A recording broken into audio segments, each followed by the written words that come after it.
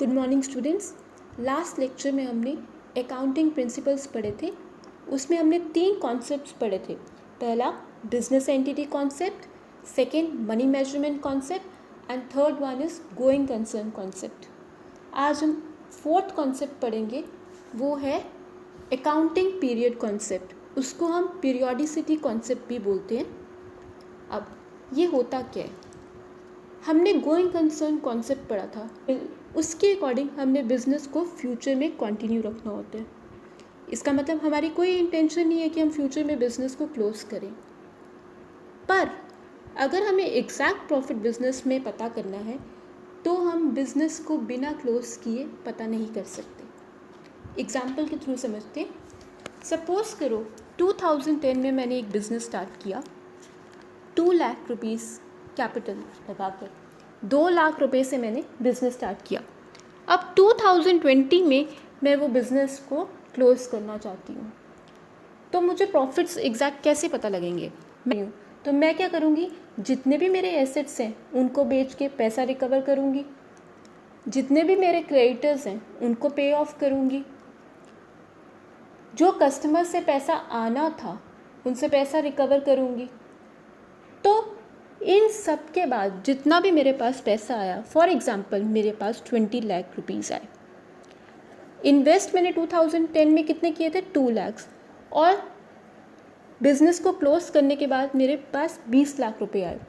तो मेरा exact profit क्या होगा? 2 लाख रुपए इन्वेस्टमेंट थी और बाद में बिज़नेस क्लोज करने के बाद मेरे पास 20 लाख रुपए आए, तो मेरा एग्जैक्ट प्रॉफिट क्या हो गया? 18 लाख। 18 लाख मेरा एग्जैक्ट प्रॉफिट हो गया। 2 लाख की इन्वेस्टमेंट और बाद में मेरे पास 20 लाख आए, तो 2 लाख तो इन्वेस्टमेंट के थे, बाकी जो रह गए वो 18 लाख बिजनेस में। तो वो हो गया मेरा एग्जैक्ट प्रॉफिट 18 लाख। पर क्वेश्चन ये है कि मैंने इस एग्जैक्ट प्रॉफिट को करना क्या है? कुछ भी नहीं। अब ये तो हो नहीं सकता, क्योंकि मुझे एग्जैक्ट प्रॉफिट पता करना है तो मैं बिज़नेस को क्लोज कर दूँ, क्योंकि मेरी इंटेंशन क्या है? मुझे फ्यूचर में बिज़नेस को कंटिन्यू रखना है। तो इसलिए अकाउंटिंग पीरियड कॉन्सेप्ट क्या बोलता है? अकाउंटिंग पीरियड कॉन्सेप्ट हमारी बिज़नेस की लाइफ को इंटरवल्स में डिवाइड कर देता है।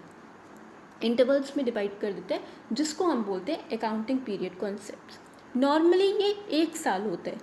इसी रीज़न से हम जब भी फाइनेंशियल स्टेटमेंट्स बनाते हैं, उसमें ट्रेडिंग अकाउंट बनाते हैं, प्रॉफिट एंड लॉस अकाउंट बनाते हैं, बैलेंस शीट बनाते हैं, उसमें क्या लिखते हैं? Trading account for the year ended 31 March 2018, profit and loss for the year ending 31 मार्च 2018, फिर बैलेंस शीट 31 मार्च, ऐसे करके मतलब 1 साल के हम प्रॉफिट्स और लॉसेस को बनाते हैं, 1 साल के हम प्रॉफिट्स और लॉस को शो करते हैं। तो इसी रीज़न से हमारे जितने भी उस साल के रेवेन्यू होते हैं और एक्सपेंसेस होते हैं, तो हम उसी अकाउंटिंग पीरियड के अंडर डालते हैं। और नॉर्मली ये जो हमारा अकाउंटिंग पीरियड होता है, ये या तो कैलेंडर ईयर होता है या तो फाइनेंशियल ईयर होता है। कैलेंडर ईयर हो गया जो 1 जनवरी को स्टार्ट होता है और 31 दिसंबर को उसकी क्लोजिंग हो जाती है। फाइनेंशियल ईयर जो 1 अप्रैल से स्टार्ट होता है और 31 मार्च से क्लोजिंग हो जाती है। तो ये है हमारा अकाउंटिंग पीरियड कॉन्सेप्ट, जिसके अकॉर्डिंग हम बिजनेस की लाइफ को पीरियोडिकल इंटरवल्स में डिवाइड कर। नेक्स्ट कॉन्सेप्ट है हमारा ड्यूअल एस्पेक्ट कॉन्सेप्ट। ये बहुत ही इंपॉर्टेंट है क्योंकि इसी पे हमारी अकाउंटिंग इक्वेशन बेस्ड है। अब ये कॉन्सेप्ट क्या कहता है?